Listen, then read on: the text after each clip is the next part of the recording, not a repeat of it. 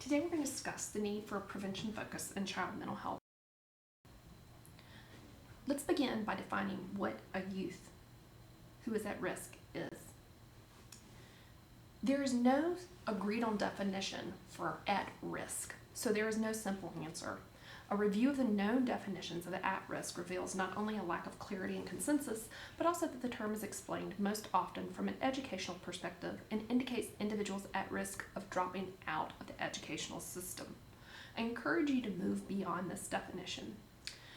Underlying much of the confusion surrounding this term at-risk youth is the amount of emphasis that's placed on either cause or effect behavior or both.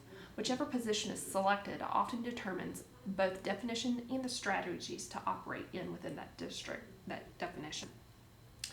In the book and in this class, we're going to use the term at risk to encompass a set of causal and effect or behavioral dynamics that have the potential to place the individual in danger of a negative future event. In other words, we're going to move beyond just dropping out of school. This definition not only considers the effect or the behavior that leads to the negative future event, but also attempts to trace the causal factors that lead to the development of the effect or behavior. Here is another definition of the term at risk. We use the term at risk to denote a set of presumed cause and effect dynamics that place an individual child or adolescent in danger of future negative events. At risk designates a situation that is not necessarily current, although it is sometimes used in this sense too, but that can be anticipated in the absence of intervention. Perhaps even more important, being at risk must be viewed less as a discrete, unitary diagnostic category than as a series of steps along a continuum. The figure here illustrates this continuum from minimal and remote risk to personal behavior that anticipates imminent risk and finally precipitates the activities associated with being engaged in one or more types of risky behavior. The following definitions outline some of the descriptive characteristics that correspond to different levels of risk along this continuum. Although not all characteristics in each category are always predictive of outcomes, in general, these clusters of risk and protective factors help determine each child's potential level of risk. Let's consider minimal risk. Young people who are subjected to few psychosocial stressors, who attend good and well-funded schools, who have loving, caring relationships, and whose families are of higher socioeconomic status, are generally at minimal risk for future trouble. Because of the complex ecology of stressors that young people face, we should never use the term no risk. Young people in all circumstances may have to cope with a death, family discord, incapacity, or unpredictable family factors such as bankruptcy, divorce, or loss of home. Such stressors can appear at any time regardless of existing protective factors. Depending on the young person's age, developmental level, and personal characteristics, the environmental resources available, and a host of other factors, the consequences may or may not be negative in the long term. Further, neither favorable demographics nor good families and good schools provide invulnerability. Affluent adolescents may reject positive adult values and norms. Neither money nor social status guarantees meaning and purpose in life. Finally, some perfect families harbor secrets, alcoholism, incest, depression, that stem from and perpetuate dysfunction. In addition, there is mounting research evidence of studies of the adolescent brain that suggest that young people are still developing their capacities to think like an adult. Two areas that are especially notable are the ability to understand another's perspective and an increase in risk-taking behavior. Both of these place young people at the least minimal risk. Remote risk. The point on the continuum at which risk, although still remote, seems increasingly possible is reached when the markers of future problems appear. The demographic characteristics of low socioeconomic status, poor economic opportunity, poor access to good education, and membership in an ethnic minority group are associated with greater dropout rates, teen pregnancy, vulnerability, participation in violence, and/or other problems. Clearly, risk factors do not emerge due to a person just being of color, but membership in an ethnic minority group often suggests experiences of oppression, economic marginalization, and racism that negatively influence children and adolescents. That is, children of color who are poor are overrepresented in the at-risk behavioral categories. Of course, most poor African American, Latino, and Native American young people survive such difficulties and function well. Thus, even though these background factors are important, they are not predictive of risk for an individual child. It is important to note that risk factors are also multiplicative. A young person who is from an impoverished, dysfunctional family and who attends a poor school in an economically marginalized neighborhood is potentially farther along the at-risk continuum than the children who do not experience these conditions, especially if there are additional major psychosocial stressors. This is particularly the case when the individual child demonstrates personal characteristics that place him or her at even greater risk. High risk. Although dysfunctional families, poor schools, negative social interactions, and numerous psychosocial stressors nudge a young person towards higher levels of risk, the final push is supplied by the person's own negative attitudes, emotions, and behaviors. Characteristics that suggest a child is at high risk include aggression and conduct problems, impulsivity and anxiety, affective problems such as depression or bipolar disorder, and hopelessness, as well as those deficits in social skills and coping behaviors. Of course, these environments surround the child. The causal pathway is dynamic. These personal markers signal the internalization of problems and set the stage for participation in gateway behaviors. Imminent risk. Individual high-risk characteristics often find expression in participation in gateway behaviors. Gateway behaviors are mildly or moderately distressing activities, frequently self-destructive, which often progress to increasingly deviant behaviors. A child's aggression towards other children and adults, for example, is a gateway to juvenile delinquency. Cigarette use is a gateway to alcohol and marijuana use, which can then be a gateway to harder use of drugs. Although progression through each gate is neither certain nor predictable, for example, some evidence suggests that early use of marijuana among girls is actually a precursor or a gateway to chronic cigarette smoking in adulthood and not the other way around. Evidence linking gateway behaviors with more serious activities is so strong that such behaviors must be recognized as placing young people at imminent risk. At-risk category. The final step in the continuum is reached when the young person participates in those activities that define the at-risk categories. Here we confront the conceptual problem with the term at-risk. Although the literature in this area continues to refer to young people at this level as at risk, they have passed beyond risk because they are already engaged in the problems that define that category. Of course, activity in any risk category can both escalate as well as generalize to other categories. The young person who uses drugs can begin to abuse them and become addicted. The youthful delinquent can go on to commit violent crimes as a later teen and adult. Category activity by the adolescent can lead to lifelong involvement in self and other destructive behavior. Generalization means that individuals who participate in one category activity are at risk for engaging in others.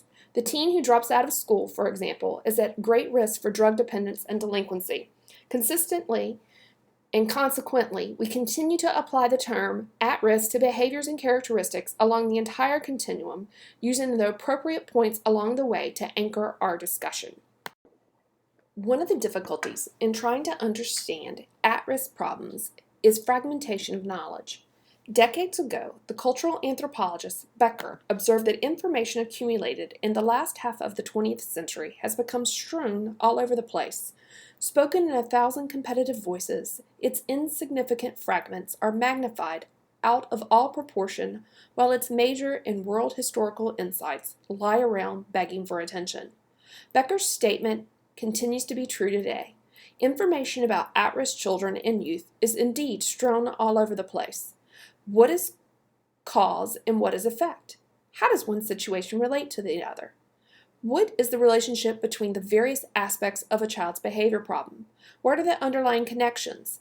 Efforts to solve the problem often involve dividing intertwined and complex issues into manageable parts.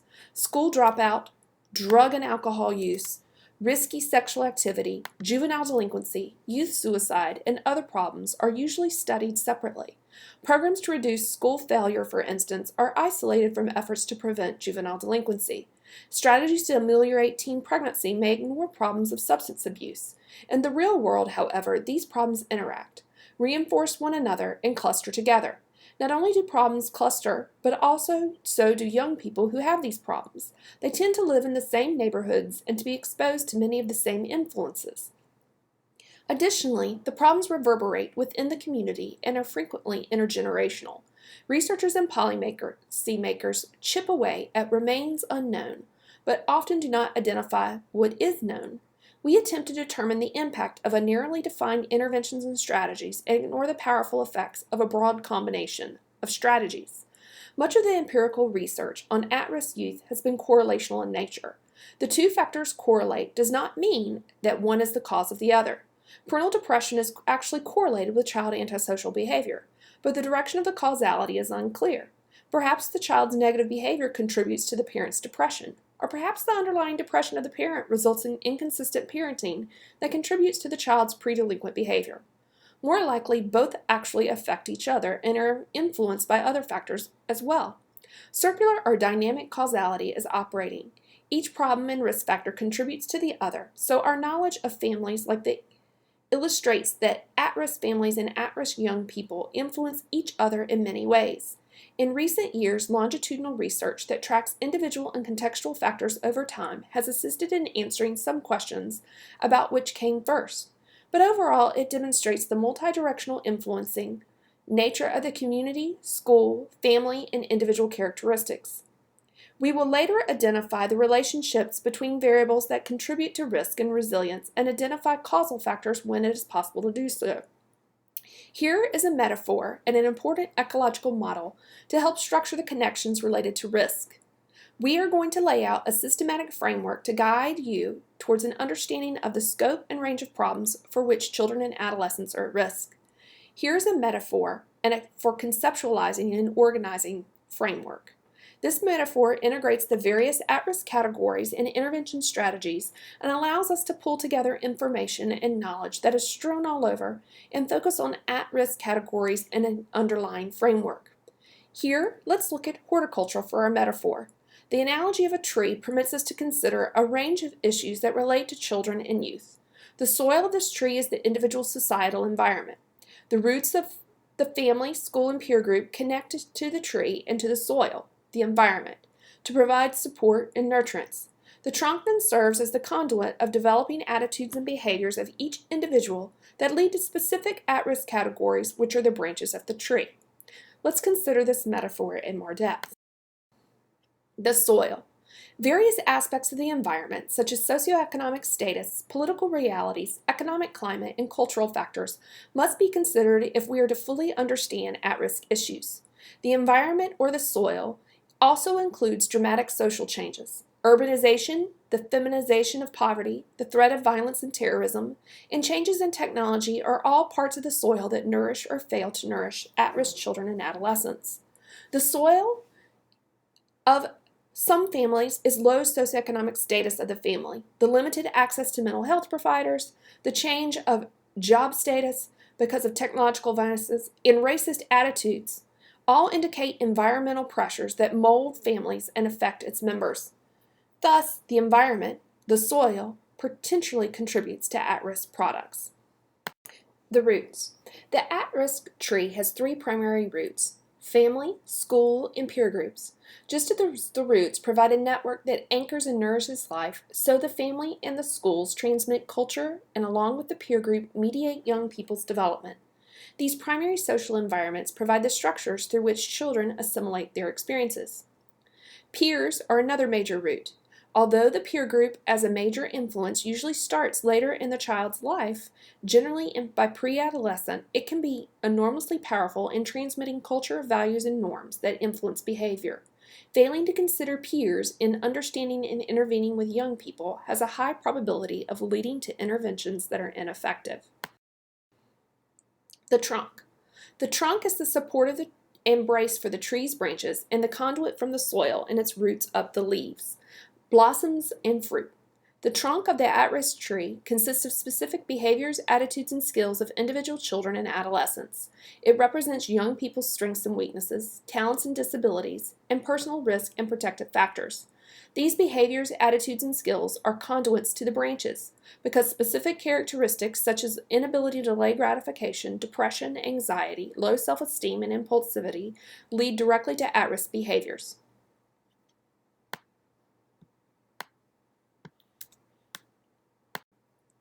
The branches. The branches of the tree represent children and youth's adaptation to society. Many young children are doing well. They are healthy and sound. They are integrated in society and preserve their cultural heritage. They will be productive as workers, as parents, as members of the community. Young people with this healthy adaptation contrast strikingly with those who isolate themselves through destructive attitudes and behaviors that may stem from their cultural heritage, from their families, and from society, ending up in specific at-risk categories. The 5 branches that produce the most damaged fruit, that is, the 5 specific at-risk categories that seem to most central to our concerns, are dropout from school, substance abuse, risky sexual behaviors, delinquency and violence, and suicide. Foliage, fruit, and flowers. The fruits of the tree are individual and specific to young people. Some young people are whole and healthy. Others are bruised and damaged. Still others drop from the tree. Although broken branches sometimes produce good fruit and healthy branches sometimes produce damaged fruit, the fact remains that certain branches, the maladaptive behaviors in the 5 major at-risk categories, increase the probability that at-risk behavior will escalate. Perhaps even more tragic is the probability that at-risk young people will themselves be the seeds of future generations of at-risk trees. The gardener. Like all growing trees, the at-risk tree needs pruning, staking, and trimming, sun, water, and nurturing. Hence, the gardeners, the counselors, the teachers, the school psychologists and social workers, youth recreation and juvenile justice personnel, and other human service workers who nurture the at-risk children of our society. Nurturing must be directed sometimes towards the soil, sometimes towards the roots, sometimes towards the trunk or the branches, but always the intent is to improve the fruit of the tree. Throughout this class, we recommend useful strategies for working with youth that will help you become a better gardener. The tree metaphor is useful, but informal framework for understanding and working with at-risk youth. A more extensive and elegant theory is the ecological model of human development, which we will discuss shortly. So, unfortunately, what this means that all youth of any age are vulnerable to being at risk. So the population identified at risk includes all youth regardless of their age, and all young people have the potential for the development of at-risk behaviors. The key words in this statement are potential for. All young people may move in and out of an at-riskness depending on their personal, social, educational, and family dynamics. In other words, no one will be excluded. By expanding the at-risk population to include all youth, the doors are open to begin work with this population at a much earlier age and to identify causal factors in the individual's environment that may either encourage or impede the later development of at-risk behaviors, and to develop prevention programs for all youth regardless of age or circumstance. The ecological model. The theory of human development that posits that individual human development does not occur in isolation, but within multiple embedded ecological systems was developed by Bronfenbrenner. This model can be visualized as including concentric circles that capture various levels of interactive and reciprocal experiences. So if you think about it, let's go back to the biopsychosocial model or Bronfenbrenner's socio-ecological model and consider what might cause problems. If you look, there are problems that could occur within the individual, including genetics. There is the microsystem that could have an origin of a causal factor there, such as a family, a lack of health services, the church group, the neighborhood, the peers, the school. It could be in the mesosystem, which is the interactions between each of the microsystems, so the interaction between family and school or school and peers. It could be the exosystem, which is moving outside the child's immediate direct line, but into maybe friends of the family or the neighbors, or maybe they have some sort of legal services or social welfare services or mass media. And then we have the macro system that can matter, which is the attitudes and ideologies of the culture that the child is in, or where they are. The culture not only being the immediate culture, but the culture of the state or country as well. And then we have the chronosystem, which is the time the socio-historical conditions and of time since life events. Consider this, with the election of Mr. Donald Trump, how is that going to play out, either placing a child at risk for some behavioral problem or some difficulty, or actually be a protective factor for certain kids? Which kids? There are 5 systems within the ecological model. In addition to the individual, there is the microsystem, which includes the family, school, friends, and church, the mesosystem, relationships among these microsystems, such as a PTA meeting, the exosystem, such as public policy and political structures, the macrosystem, that includes poverty, social norms, gender roles, and cultural values, and the chronosystem, the socio-cultural circumstances and transitions that occur over an individual's life. Within the individual, there is the person without the social context. This is genetics, temperament, and psychology. The microsystem is the people and communities with whom an individual comes into direct contact, such as the family, classroom, little league, teen, etc. The mesosystem is the interconnections between these different microsystems, the communication between a parent and a teacher. The exosystem are settings that do not directly involve the person, but which exert influence on the person, such as job opportunities, public policy, and access to services. We are currently living in an age of economic, political, social, and technological change. Think about how these factors are currently influencing youth and families. The technology changes, the continued mobility of society, outsourcing of jobs, and globally interdependent economy. The macrosystem represents a social blueprint. The cultural values, beliefs, systems, societal structure, gender role socialization, race relations, and national and international resources.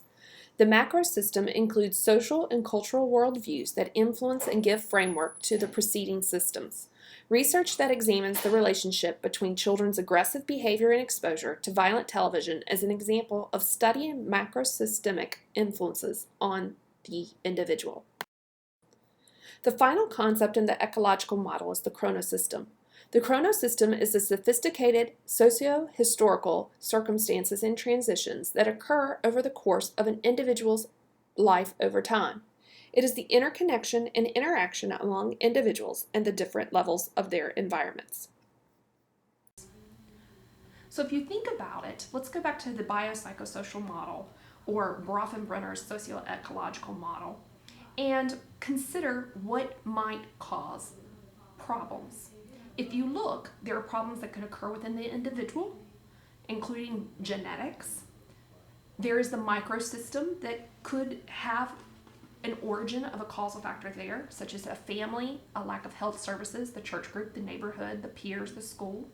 It could be in the mesosystem, which is the interactions between each of the microsystems, so the interaction between family and school or school and peers. It could be the exosystem, which is moving outside the child's immediate direct line, but into maybe friends of the family or the neighbors, or maybe they have some sort of legal services or social welfare services or mass media. And then we have the macro system that can matter, which is the attitudes and ideologies of the culture that the child is in, or where they are. The culture not only being the immediate culture, but the culture of the state or country as well.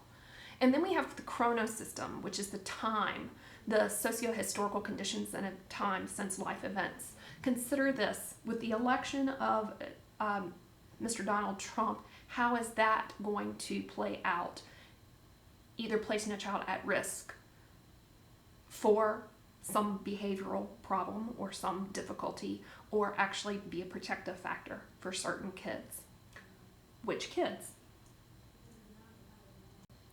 So in summary, no one single factor can actually explain the development of at-riskness. Only a combination are we able to understand the impact of these factors have on the developmental process.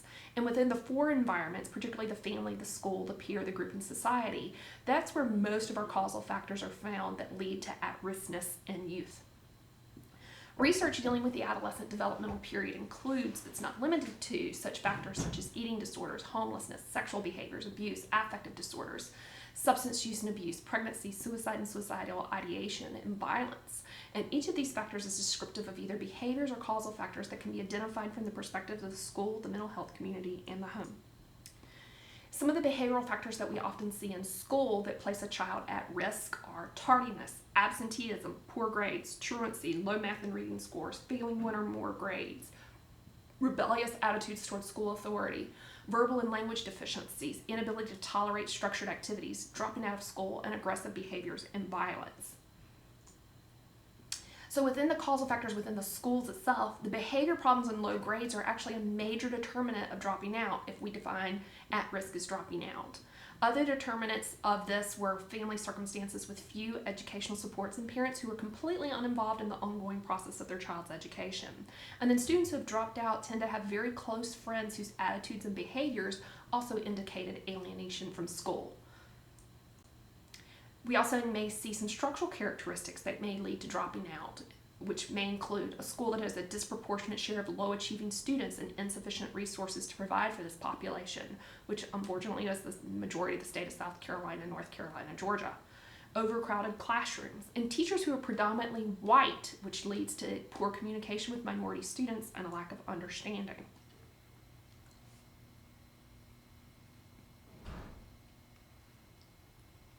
Causal factors in the schools that we need to consider are teaching style based more on control than conversation.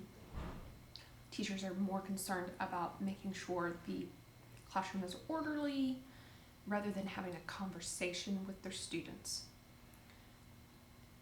about topics.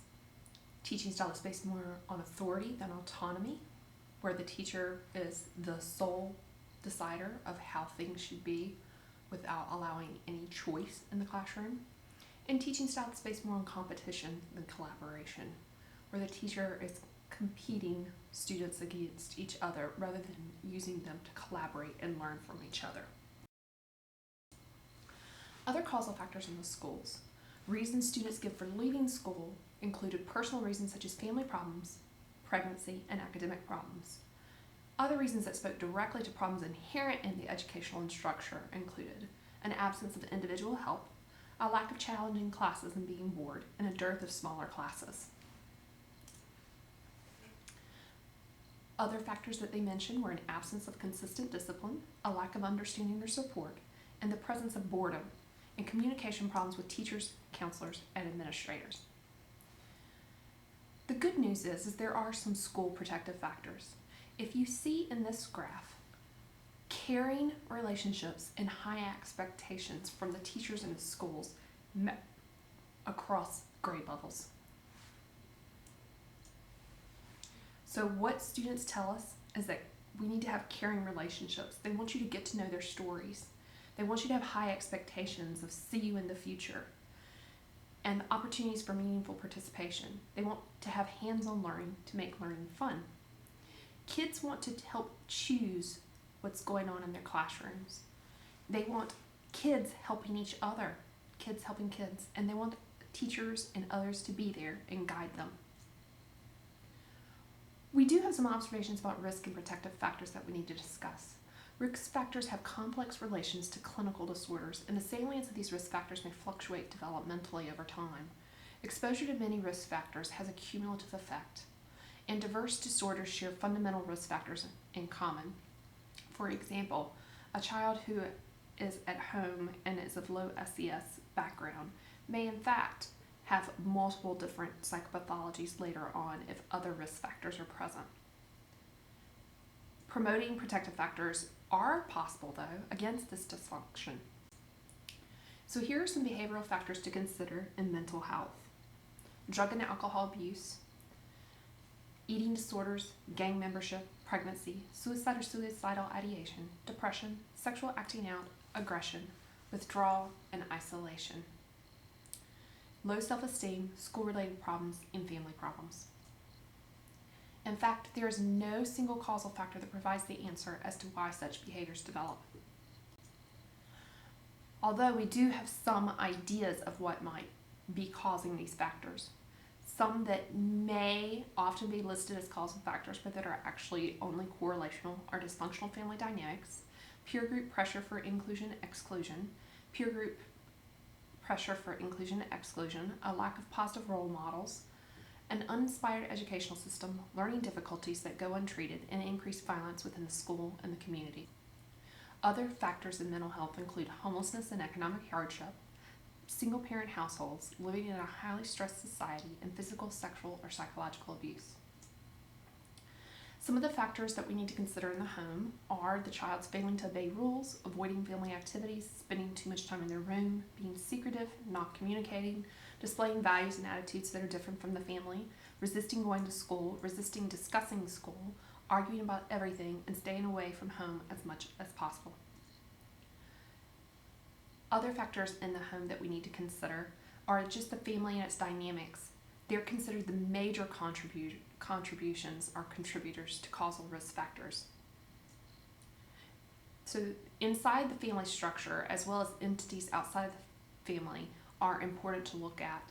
And these include the educational system, the peer group, the media, and the economic conditions that necessitate both parents working. Other things that we may notice inside the home are a lack of time for family interaction, the absence of extended family, the availability of drug and alcohol, the lack of funds or governmental support for childcare, and violence so common in the community, the school, and society at large. Which brings us to the term of resilience. The term of resilience, when it's applied to at-risk youth, describes certain skills, abilities, personal qualities, or attributes that make it possible for students who are exposed to significant stressors to actually cope with this adversity and then thrive in response to it. The research on resilience identifies various sets of characteristics that, when present in youth, provide a screening device that allows these youth to adjust and cope with negative conditions within their environments. Approaching life's problems in an active way is a way of being resilient, constructively perceiving pain, frustration, and negative experiences, gaining positive attention from others, being proactive, and being competent in school, social, and cognitive dimensions. Other factors that seem to promote resilience are having a view of life as both positive and meaningful, possessing positive self-esteem, comprehending, appreciating, and producing humor, willing to risk and accept responsibility, and being adaptable. All of this underlies the idea of prevention. We must understand the risk factors and the protective factors in order to thoroughly implement prevention. There's two basic criteria that underlie the development of effective prevention programs for at-risk youth. The causal factors that lead to at-riskness can be enumerated, and the population of young people who are affected by these factors can be identified. The theory behind prevention is simply to stop certain behaviors from developing. Effective prevention programs directed to at-risk youth are generally viewed as multiple disciplinary and are developed on the basis of the knowledge and expertise of several publics. A multiple disciplinary approach assures the widest range of expertise, involvement of those most likely to be affected by the program, and a commitment from the community in making the program work. One of the key factors in prevention program development is individualizing the programs to better meet the unique needs of the targeted population, the school, and the community. Which brings us to the idea of crisis management. On one hand, we have prevention programs, and on the other hand, we have crisis management. Whereas prevention programs have as one of their basic goals reducing at-risk potential for youth, crisis management programs have as their basic goals eliminating existing at-risk behaviors and providing new behaviors, coping skills, and knowledge that will keep the at-risk behaviors from reoccurring. In the first, we attempt to stop something before it begins, called primary prevention. And in the second, we attempt to stop something from continuing, also called secondary or tertiary prevention.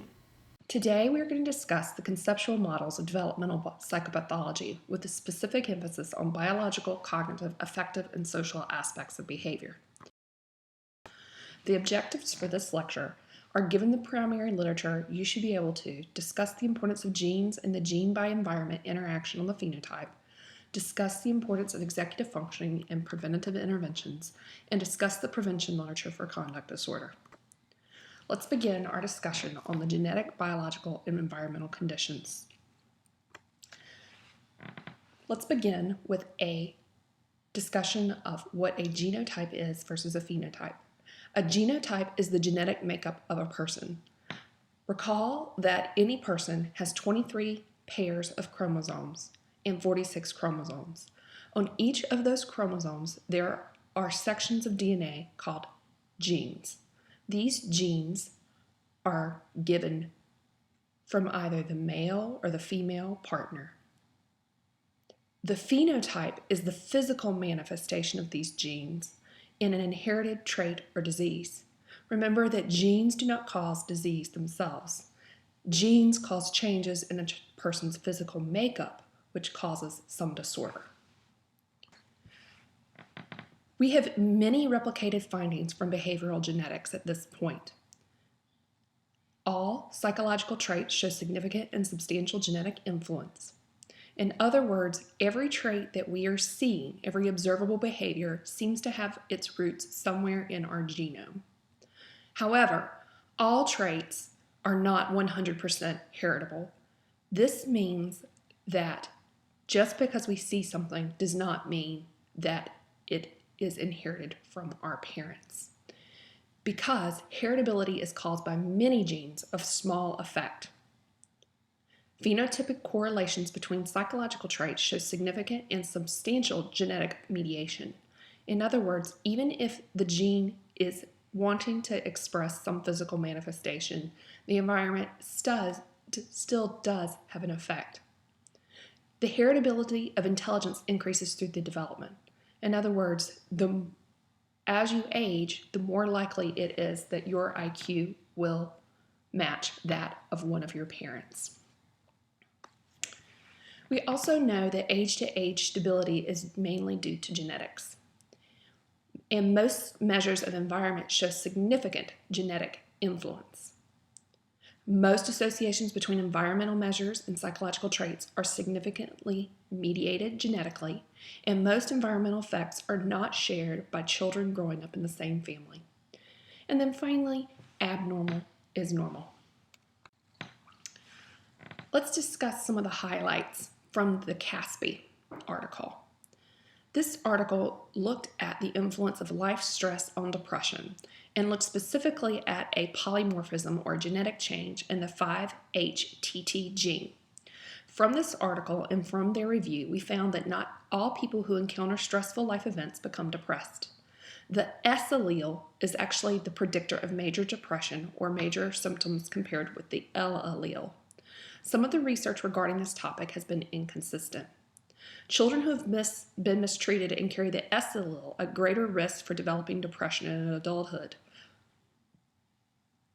meaning that it is a risk factor. The monoamine oxidase A, or MAOA, was found to not be related to moderation of life stress on depression because the effect was seen regardless of the person's MAOA gene status. The S allele carriers represented only 10% of the study's population, but 23% of the cases of diagnosed depression. So there's no direct association between the 5-HTT gene and depression was observed, only correlational results. So we need further research in this area. Now let's move on and talk about the COMT gene. Consider the COMT gene. In certain environments, you would like a MET-like or a MET-MET combination. In other words, you would want to be homozygous for it, because under these conditions, you would have better memory and better attention control. However, what we do see is in the VAL-VAL condition, or homozygous for valine, you have poor memory and poor attention control, unless you are in a high-stress condition. In higher stress conditions, the valine COMT gene, the valine homozygous COMT gene, actually makes you less stress sensitive. You have a higher pain threshold, and you become amphetamine positive. Whereas in a high stress condition, the COMT gene, the MET homozygous gene, makes you more sensitive to stress, having a lower pain threshold, causing poor memory and poor attentional control. So in this situation, the environment that you are in determines which one would be considered the best gene to have. There is a word in behavioral genetics called the endophenotype. The endophenotype is basically the biologically informed quantitative measures that index genetic risk for disorder. For example, P300 amplitude reduction, or P3AR, is associated with developing substance use disorders, SUDS, and other externalizing disorders.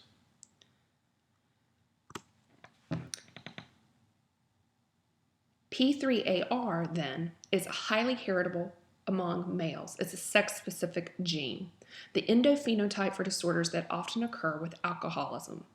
Other disorders that you may see are childhood disruptive disorders, antisocial personality disorder, nicotine dependence, and illicit drug addiction.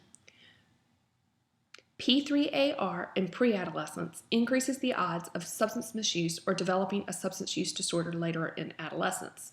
Thus, those at risk will not necessarily develop all the externalizing disorders, but specific genetic influences are likely to guide the development of each disorder.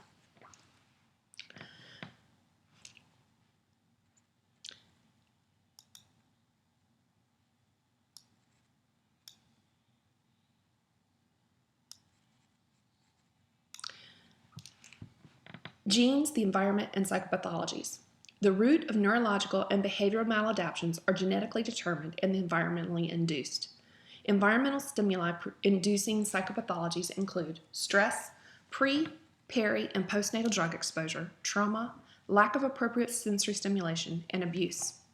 So what this means is that the brain is experiencing crucial periods when cells must be stimulated adequately to develop vision, language, smell, muscle control, and reasoning ability. Neural connections not supported by the external environment may die. This includes neurotransmitter dysfunction, where the brain structure inactivation, altering all over brain functioning structure, abnormalities, amygdala, frontal lobe, etc., all of which can contribute to psychopathology such as inattention, impulsivity, defiant behavior, depression, and anxiety. But if the environmental changes can alter the gene's phenotype negatively, it might make sense for the environment to express a more positive phenotype. However, just because you have a gene does not mean that you will express the phenotype. Here is where the importance of environment comes in. Now let's talk about some preventative interventions. Why should we ignore the warning signs and risk factors when we can treat them? Research-based prevention strategies must achieve 3 goals: to structure the environment to be more responsive to human needs and expand the availability of constructive choices and opportunities, to optimize brain functioning, and to introduce an intervention that will have an impact on one or both of these processes when there's somehow deficit. Effective intervention strategies must include a stress management and reduction strategy, early intervention to influence individuals' possible behavior problems before they magnify throughout the life and or development.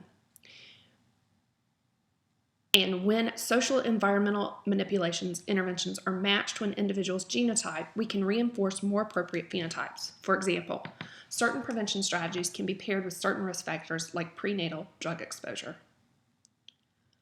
So, when we're trying to figure out a preventative intervention, the steps are as follows. First, we must find the underlying cause of psychopathology. Then we can identify the protective factors, and then enter the intervention that alters these risk factors. So what is the big picture? Prevention programs are the most effective if they focus on these underlying phenotypes in conjunction with particular forms of environmental stimulants and supports as indicated by the needs of targeted individuals and neighborhoods. Let's talk about each of these risk factors, beginning with the physical environment. Prenatal influences such as alcohol, tobacco, cocaine, and stress impact the child. Perinatal complications such as birth trauma, respiratory morbidity, a 5-minute APGAR score below 7, resuscitation at delivery, emergency room cesarean sections, obstetric trauma, postpartum hemorrhage, maternal transfusion, and maternal diabetes are also linked to problem behaviors later. Now let's talk about biological influences. Callous unemotional traits and amygdala responses. Research is limited in this area for children and adolescents, but we do see that less amygdala activation when processing fearful expressions. This has a negative correlation between the amygdala and the ventromedial prefrontal cortex connection and may have an impact on behavioral responses. What does this imply for behavioral disorders? Those who are callous feel no emotion and show no sympathy or empathy for others, which may lead to disorders such as oppositional defiant disorder and conduct disorder. This may also include a failure to acknowledge fear and inappropriate behavioral responses to someone else's fear. Think about how this may impact a child. Now let's talk about the social environment and its stressors. We know that caregiver-child social interactions matter. Reading 15 minutes to your child a day is important for their language development. Playing with your child, using appropriate social skills, modeling appropriate behavior, impact how your child develops. We know that children who have language spoken to them and have more environmental stimulation needs, as mentioned here, tend to have stronger connections between neurons. We also know that child abuse and other traumatic experiences may actually change the brain, both structure and function. Let's take an example. So what happens to the brain during crisis or trauma? As you can see here, when you have trauma, you have too much epinephrine and norepinephrine, which may change the brain chemistry. These brain chemistries may result in a memory deficit and thus damage to brain structure. We discussed prenatal conditions in parenting before in class, but let's think about all the ways that parenting can affect a child's behavior and future functioning. Parents who are involved with their children, speaking with their children, modeling appropriate social behaviors, modeling appropriate self-regulation and emotional regulation, often have children who are better able to experience trauma and become resilient from it. Other parents who ignore their children or don't participate with their children for whatever reason may have children with more difficulties regulating their behavior and, if trauma occurs, have difficulties rebounding from it. We also know that trauma during adolescence and adulthood does change the brain and can alter both memory and fight or flight response. So in summary, the environment can contribute to changes in behavior by altering neurotransmitter responses, central nervous system and behavioral activity levels, blood flow and glucose metabolic rates in the brain, the development of neuronal connections over time, psychoneuroimmunologic responses, meaning that individuals who have experienced some stress may find that they have more difficulties rebounding from the stress, affecting their health, their actual physical health, than those who have not. The density of autoreceptors affecting regulatory capabilities. It can affect hormonal responses. Cortisol is expressed when under stress and may impact a person's ability to maintain their weight and their physiological responses in tone. So what does this mean for prevention programs? This means that the highest gains will be made with a stress management and reduction component, focusing on children's abilities to be mindful, to reduce their level of stress, and to be calm is important. Thus, we have earlier interventions from prenatal to preschool stages to exert an influence before problems can become magnified across the lifespan. The PSYC program is one prevention program that has a stress management and reduction component for children from kindergarten or preschool now until 6th grade. We also have some externally focused interventions where there is reinforced interaction, mandatory parenting classes, stress reduction and prevention programs, parent training, early identification of children at risk, and adequate prenatal care. Now let's talk about executive functioning and its importance in behavior. Executive functioning entails inhibition, working memory, cognitive flexibility. There is a film here for you on executive functioning tasks. So what are the executive functions? Again, inhibition, which is being able to control your behavior, attention, and emotions. Working memory, holding information in your mind and mentally working with it. And then cognitive flexibility, which is your ability to change your perspective, how you think about a problem, and adjust to changes in demands and priorities. Inhibition controls behavior, attention, and emotions. The famous marshmallow test is one example of inhibition task. Working memory is holding information in mind while mentally working with it. It is necessary for making sense of any linguistic information, mentally reordering items such as your to-do list, understanding cause and effect, and mentally relating pieces of information to arrive a general principle or see novel relations among old ideas. Think about reading and how important working memory is to reading comprehension. Then there is cognitive flexibility. Cognitive flexibility is the ability to change perspectives and change the way you're thinking about a problem. It must be flexible enough to adjust to change demands or priorities. It includes admitting you were wrong and taking advantage of sudden, unexpected opportunities.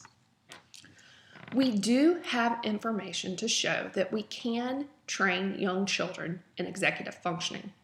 However, we do know that those children who have the biggest deficits in executive function show improvements in their executive functioning the most.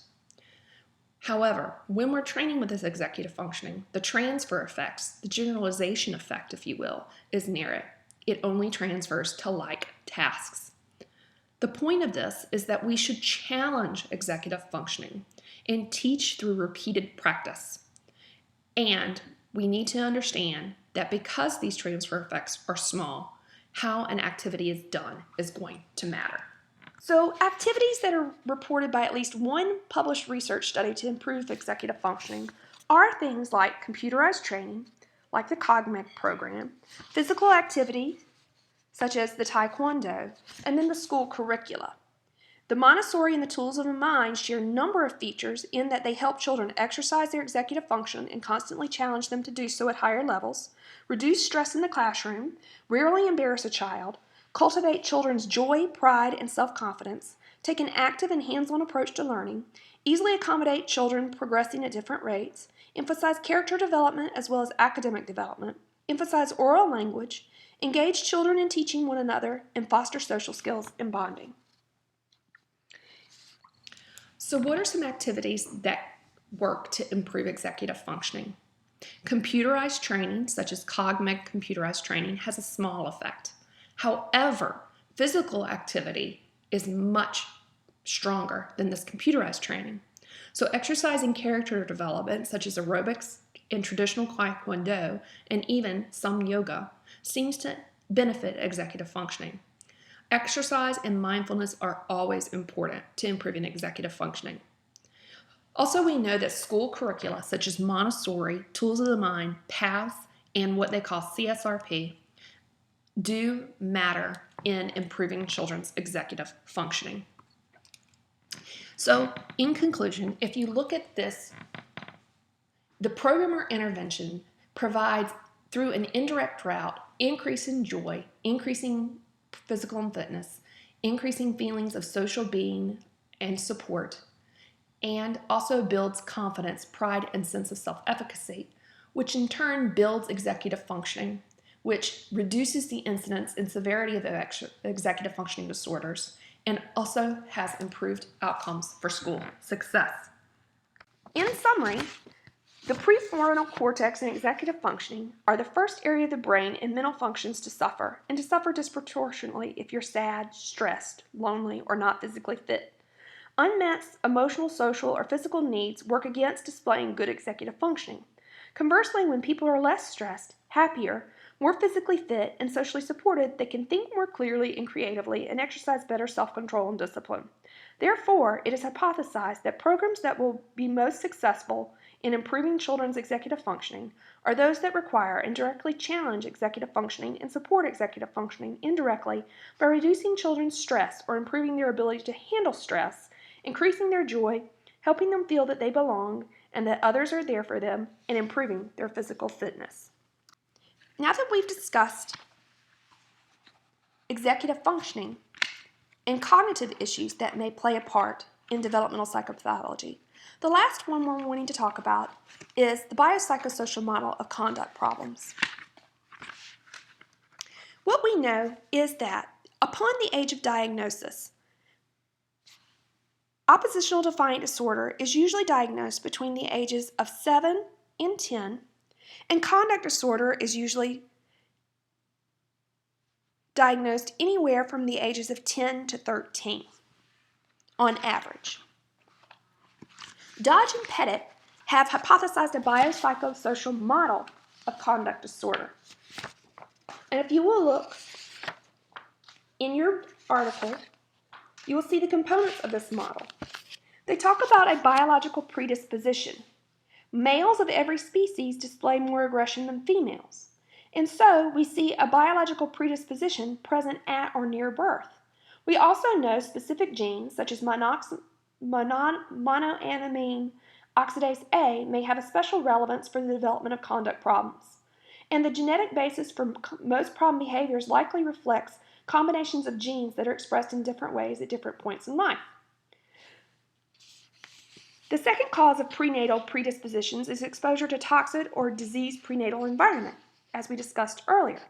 Thus, because of genes or in utero experiences, some children are born with a hyper-resistant behavioral facilitation system, an underactive behavioral inhibition system, autonomic nervous system hyperactivity, cognitive problems in sustaining attention to cues, low cerebrospinal fluid concentrations of serotonin metabolites, and/or a difficult style of temperament.